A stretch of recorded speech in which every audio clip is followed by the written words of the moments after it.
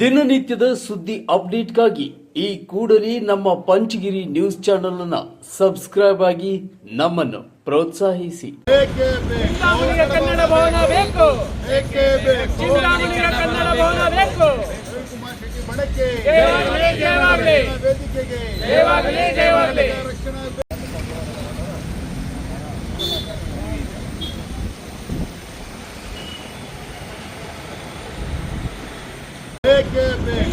ಕನ್ನಡ ಭವನ ಬೇಕು,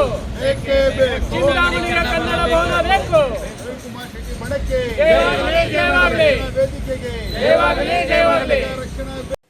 ಚಿಂತಾಮಣಿಯಲ್ಲಿ ಕನ್ನಡ ಭವನ ಹಾಗೂ ನಾಮಫಲಕಗಳಲ್ಲಿ 60% ಕನ್ನಡ ಬಳಕೆಗೆ ಒತ್ತಾಯ, ಜಿಲ್ಲಾಧಿಕಾರಿಗಳಿಗೆ ಮನವಿ.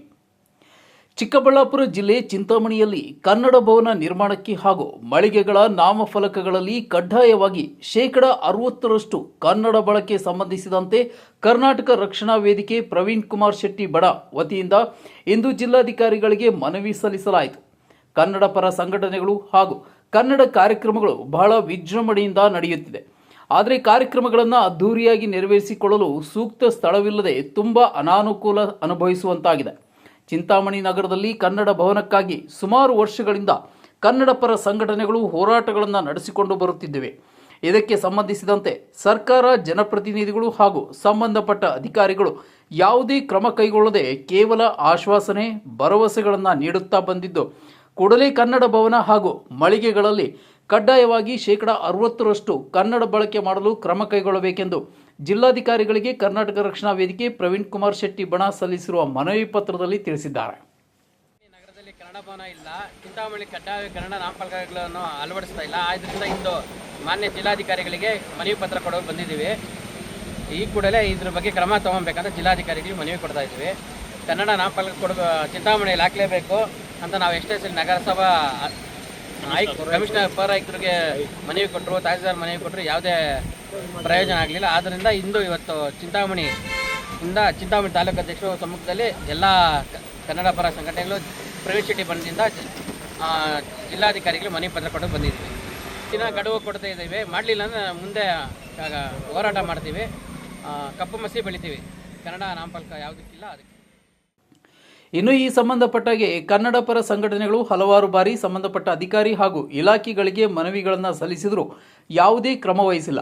ಹೀಗಾಗಿ ತಾವುಗಳು ಈ ವಿಚಾರವಾಗಿ ಚಿಂತಾಮಣಿಯಲ್ಲಿ ಕನ್ನಡ ಭವನ ನಿರ್ಮಿಸಲು ಸಂಬಂಧಪಟ್ಟ ಅಧಿಕಾರಿಗಳಿಗೆ ಆದೇಶಿಸಿ ಕೂಡಲೇ ಚಿಂತಾಮಣಿ ನಗರದಲ್ಲಿ ಸೂಕ್ತ ಸ್ಥಳ ಗುರುತಿಸಿ ಕನ್ನಡ ಭವನವನ್ನು ನಿರ್ಮಾಣ ಮಾಡಿಕೊಡಬೇಕಾಗಿ ಕರವೇ ತಮ್ಮಲ್ಲಿ ವಿನಂತಿಸಿಕೊಳ್ಳುತ್ತಿದ್ದೇವೆ. ಇನ್ನು ಅದೇ ರೀತಿ ಮಳಿಗೆಗಳ ನಾಮಫಲಕಗಳನ್ನು 60% ಕನ್ನಡ ಬಳಕೆಯಾಗಬೇಕೆಂದು ಸರ್ಕಾರದ ಆದೇಶವಿದ್ದರೂ ಅದನ್ನು ಸಮರ್ಪಕವಾಗಿ ಜಾರಿಗೊಳಿಸಲು ಅಧಿಕಾರಿಗಳಿಗೆ ಆದೇಶ ಮಾಡುವುದರ ಮುಖಾಂತರ ನಾಮಫಲಕಗಳಲ್ಲಿ ಹೆಚ್ಚಿನ ಕನ್ನಡ ಬಳಸಲು ಕ್ರಮ ಕೈಗೊಳ್ಳಬೇಕಾಗಿ ಕರವೇ ಬಣ ಸಲ್ಲಿಸಿರುವ ಮನವಿ ಪತ್ರದಲ್ಲಿ ತಿಳಿಸಿದ್ದಾರೆ. ಇದನ್ನ ಕ್ರಮ ತಗೊಂಡು ನಗರಸಭೆ ಪೌರಾಯುಕ್ತರಾಗಲಿ, ತಹಸೀಲ್ದಾರ್ ಆಗಲಿ ಚಿಂತಾಮಣಿಯಲ್ಲಿ ಕನ್ನಡ ನಾಮಫಲಕ ಕಡ್ಡಾಯಗೊಳಿಸಬೇಕಂತ ಹೇಳ್ತಾ ಇದ್ದೀವಿ. ಈ ಕೂಡಲೇ ಮಾಡಬೇಕಂತ 7 ದಿವಸ ಗಡುವು ಕೊಟ್ಟಿದ್ದೀವಿ. ಇದಾಗಲಿಲ್ಲ ಅಂದರೆ ಮುಂದಿನ ಉಗ್ರ ಹೋರಾಟ ಮಾಡ್ತಾ ಇದ್ವಿ. ಇದು ಅಂಗಡಿ ಮುಗ್ಗಟ್ಟಕ್ಕೆ ಹೇಳ್ತೀವಿ. ಈ ವೇಳೆ ಕರವೇ ಜಿಲ್ಲಾಧ್ಯಕ್ಷ ರಾಮೇಗೌಡ ಅವರು ಉಪಸ್ಥಿತರಿದ್ದು ಕೂಡಲೇ ಚಿಂತಾಮಣಿ ತಾಲೂಕು ಕರವೇ ಬೇಡಿಕೆಗಳನ್ನು ಈಡೇರಿಸಬೇಕೆಂದಿದ್ದಾರೆ.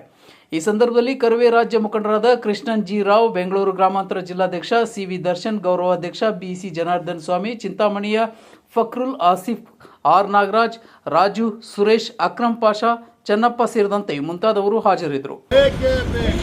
ಕನ್ನಡ ಭವನ ಬೇಕು, ಕನ್ನಡ ಭವನ ಬೇಕು.